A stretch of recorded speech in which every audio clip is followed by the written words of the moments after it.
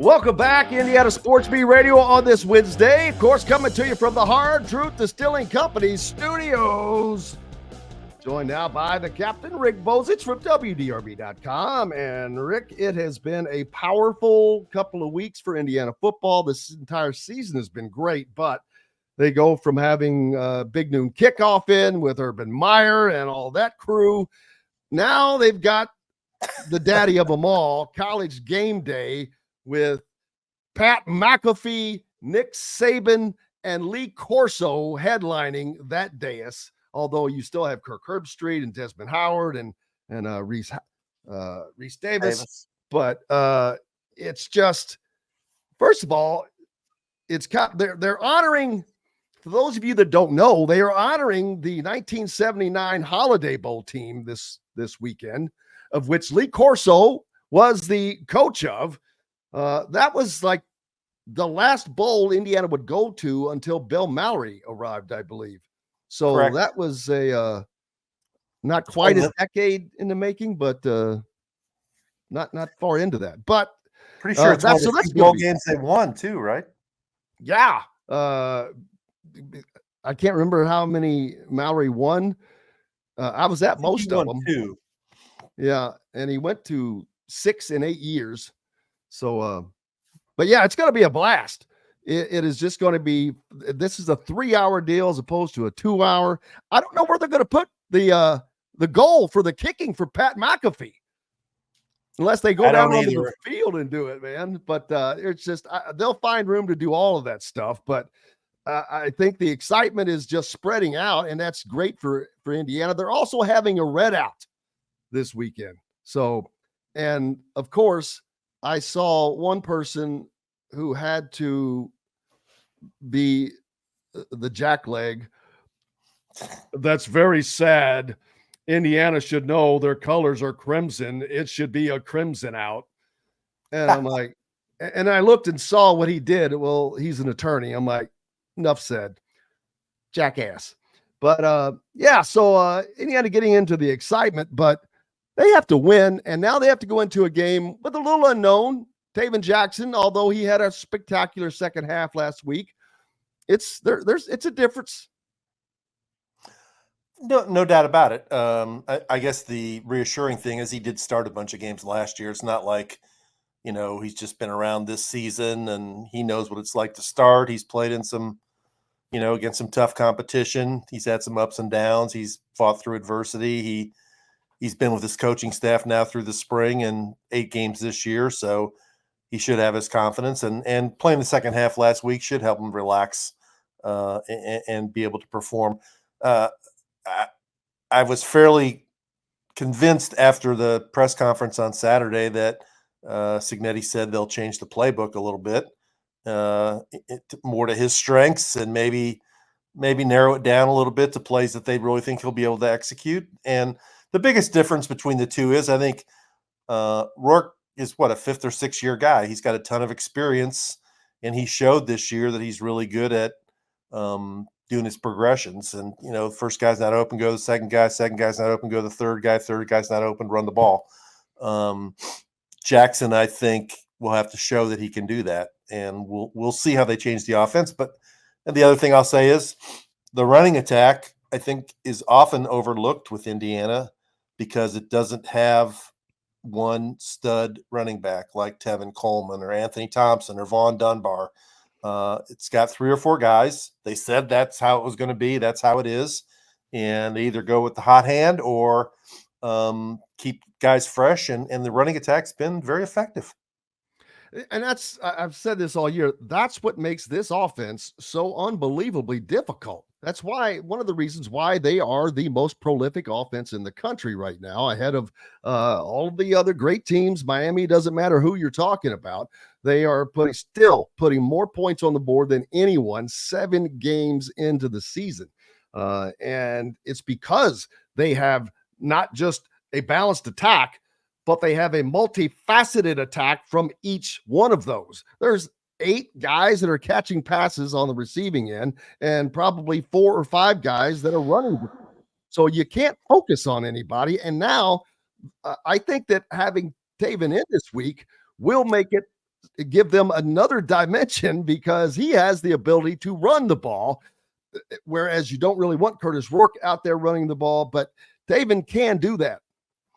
You're right, and he showed it again on Saturday against Nebraska. And excellent point that you made about the receivers. I mean, you got two guys in Surratt and Cooper who both are over 400 yards, but there have been games when Price was the big receiver, and there have been games that Cross was a very effective receiver, and Keyshawn Williams has had moments, and Zach Horton's been decent at tight end, so they can spread the ball around, and the backs can catch passes, and so yeah, it's a very versatile offense, and they've adjusted. The thing last week where I didn't realize it even going into the game, Nebraska had not given up a rushing touchdown all year, and then they score 5 on them. I mean, that's first thing they do of the year, their first drive.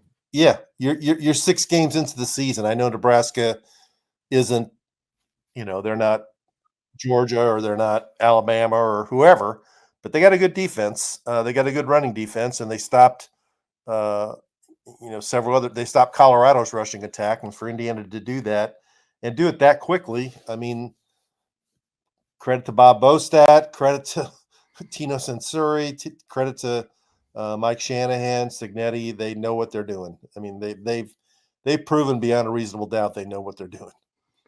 Absolutely. And Bob Bostad, I don't know if anyone gets more credit than he does. No, you're right. It's hard to say that, but this is the offensive line was the bane of Indiana's football existence 3 years ago. I mean, it was it's why Indiana has 3 different quarterbacks starting at 3 other schools right now. It's just been crazy. I mean, they couldn't block for run blocking at all.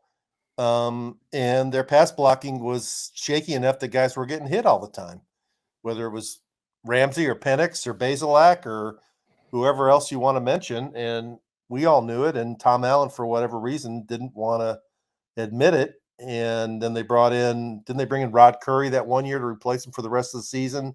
And then they brought in Bolstead, and he's the only guy that Signetti kept from the previous staff, which says a lot. And let's remember, these guys on the offensive line, they're fine players, but it's not like any of these guys were big-name recruits. The best offensive linemen in the state of Indiana all went to Ohio State, whether it was the big guy from Benton. What was that guy's name? DeJuan Jones. He's gone now in the NFL. Or there's a kid from Floyd Central that's there now. He's there now. He's a backup. And there's also a kid from Indianapolis named Fryer. I think Jeff Fryer, I think his name is.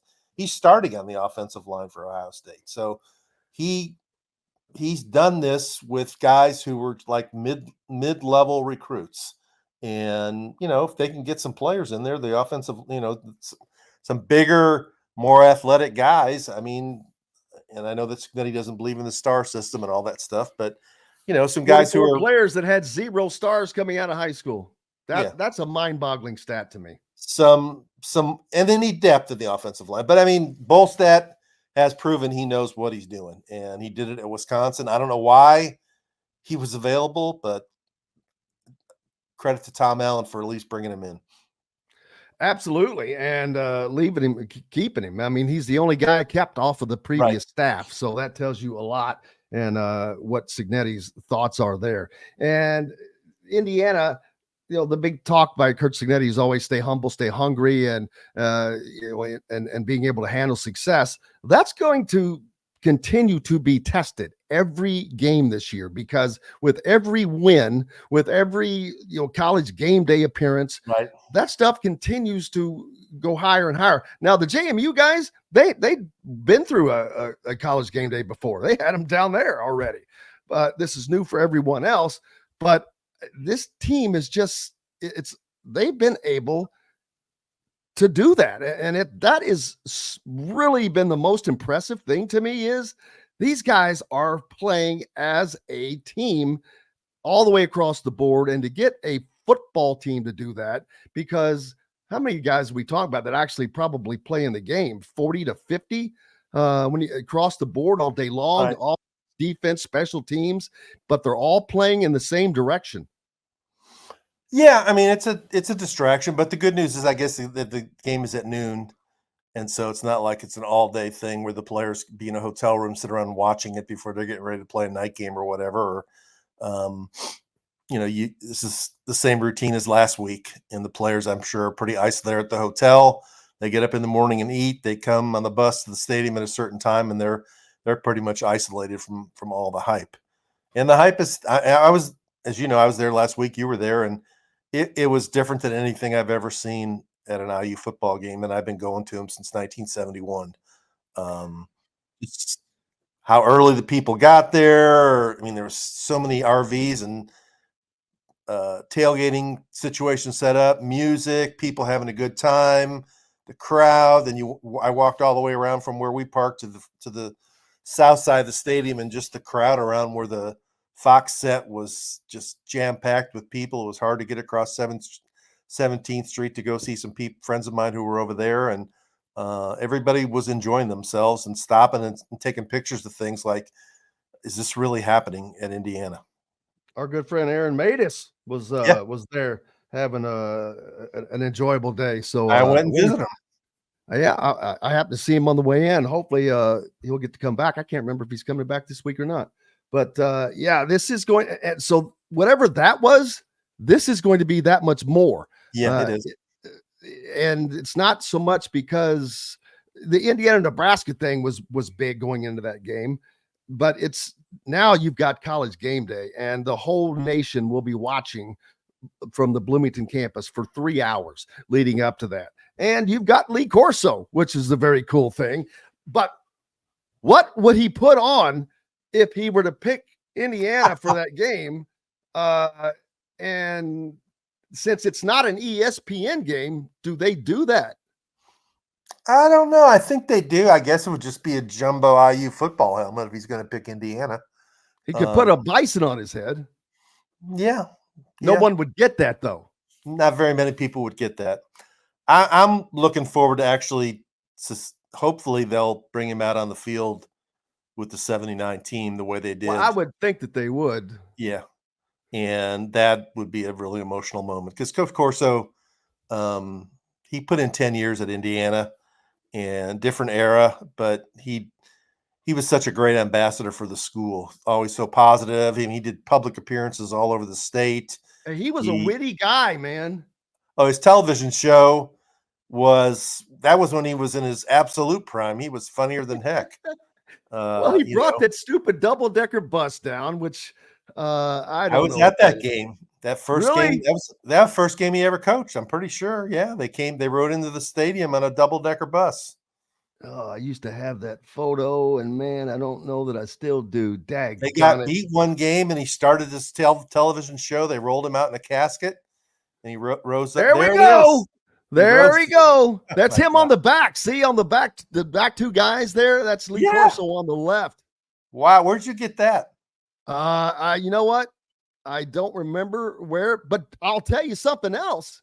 I've got to remember who told me this, but apparently that bus is still around, and I don't know what shape it's in. And because I'm like, who told me this? Because I wanted to reach out to him and say, dude, you've got to bring that to Memorial Stadium if it's even running, which I would doubt it, but who knows? But that and the calling the timeout at Ohio State up 7-0, gathering the team and taking the picture of the scoreboard, probably that one right there is, I'm like, who the hell thinks of that?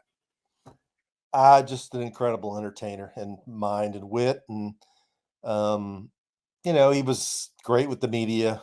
Was a student paper guy back then, and just couldn't have had a nicer man to deal with. And, it's gone on the rest of his career. It's no accident he became what he's become, because he's smart and he's funny and he's charismatic and he's an entertainer, and God bless him. Absolutely. And still, he fought back through a stroke to get back onto the College GameDay set. And, he's getting up there. Who knows? This could be his last season. You never know. But he's 89. Isn't he 89? He's up there, man. He's up there. But it's incredible to get to bring him. I hate to say bring him home, but 89. his last coaching stop, right? I mean, he didn't coach anymore after Indiana. No, he went to Northern Illinois. Oh, he did? Okay. Yeah, he went to Northern Illinois after he left IU. And then to College GameDay. College GameDay's been around for 37 years. That's his longest tenured. Yeah, I mean, he made College GameDay. Really, he really did. Absolutely. What are your expectations this week with Taven Jackson having the keys to the offense? I think he'll perform fine because he's played so much. I mean, he played nearly as much as Sorsby did last year, and he's gotten all the reps this week. If he's applied himself during the whole transition under Cignetti, he should be as well coached as everybody else on the team has been. He's got weapons to work with. Washington's a very capable team, but they're not an elite team, and so I would think as long as they could protect him and let him do his thing, he'll do fine. I mean, the key will be get off to a good start. You'd hate to see them been behind 1 second all year, so you don't really want to project what would happen if the Washington comes out and scores first and Indiana's playing from behind. But I think Jackson will be fine. Of course, so is 89, Gordon Cicero. I agree. He showed that last week, and great improvement there. I don't think there's. I think they're going to more than cover that 6.5 point spread. I was a little surprised that Vegas again. They continue to make Indiana a very enticing bet for those of you that bet games, because they have destroyed every line that has been covered every game. Let's see. I can't imagine one they didn't, because they've won every game by double digits. Right. And I don't recall them ever. I'd have to go back and see what it was early on. But I think that they've covered every single game. They've never trailed in a game. They haven't allowed a team to score in the first quarter yet. That stuff will come to an end, I'm sure, at some point, but it hasn't as of yet. College football playoffs, a big conversation for Indiana, because it's serious now. This is real. They have to keep winning, but the game at Ohio State is going to carry an enormous amount of importance for that. Yeah, I mean, they got 3 to go through before they get to that one, but I'll be curious this weekend. Doesn't Nebraska go to Ohio State this weekend? They're like a 25.5 point favorite. Yes. I'll be, the comparative score game isn't always valid, but I'll be interested to see how Nebraska bounces back from that loss against IU, and whether they're at all competitive against Ohio State. Or is what Ohio State does against Nebraska. I'm curious to see that as well. And then the other game I'm curious is Penn State at Wisconsin, who all of a sudden has been kind of putting up a bunch of points. But Wisconsin's gotten it together. They started slow, but they've, they got drilled by Alabama, but they've won. Haven't they won like 3 in a row? Not only have they won 3 in a row, Rick, it's been by a combined total of 120-16. They put a ton of points on. Now they have played a schedule like Indiana's, but I don't care. You're in the Big Ten. You're playing on the road. I always say, ask Alabama about what conference games on the road are like. It's not easy. So, if you're talking about playoff stuff, I mean, a Wisconsin victory over Penn State would help Indiana, because Penn State's unbeaten at this point, right? Yeah, does Indiana fans want to see Ohio State beat Penn State, or Penn State give Ohio State another loss, effectively knocking them out of the Big Ten championship for certain, and a second loss? I don't know, pretty much it doesn't take them out because it's Ohio State, but a 2-loss Ohio State team versus a 1-loss Indiana team, although that loss is to Ohio State. I don't know how that works out at the end of the year. Yeah. It'll be curious if Indiana can finish the regular season 11-1. Let's say they don't make the Big Ten title game, whether the playoff people put them in. That'll be curious at that point. We'll see. Hey, we've got to take a break from the Hard Truth Distilling Company studios. Rick Bozich from WDRB.com is with us. This segment is brought to you by Hoosier Hanks, where tomorrow night you can catch Inside Indiana Football with Don Fisher and Kurt Cignetti, 1285 College Ball Road. Back with more right after this.